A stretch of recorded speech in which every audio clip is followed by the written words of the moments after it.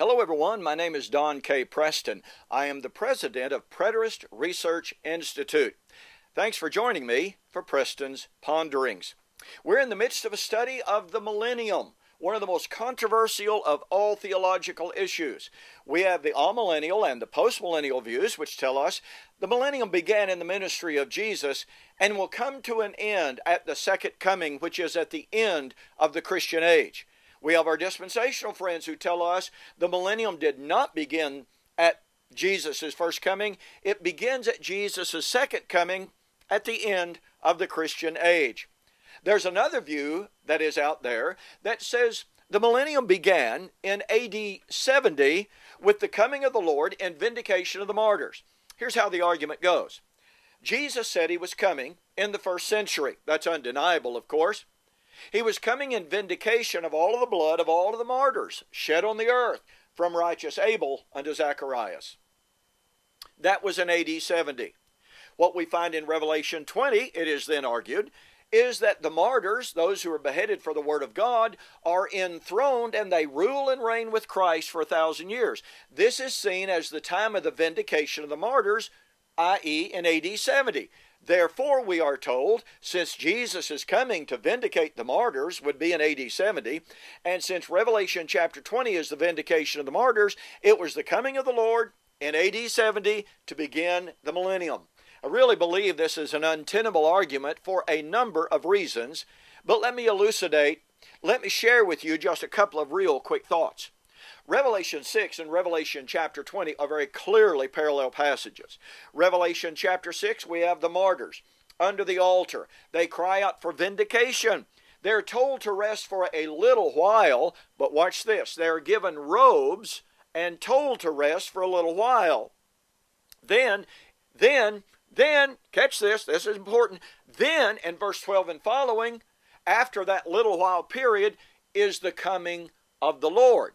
The receiving of the royal robes, and by the way, the robes there are robes of royalty. They're kingly robes. In other words, they're going to rule with Christ.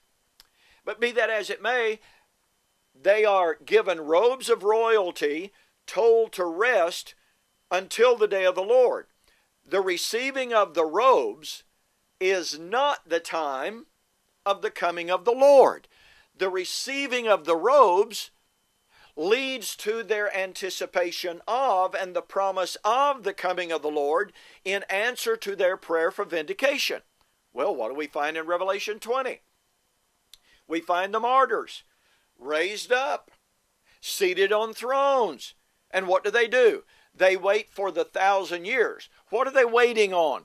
The destruction of Satan, their persecutor. In other words, the destruction of Satan, their persecutor, at the end of the 1,000 years equates to the martyrs in Revelation 6 waiting for a little while until the day of the Lord and their vindication.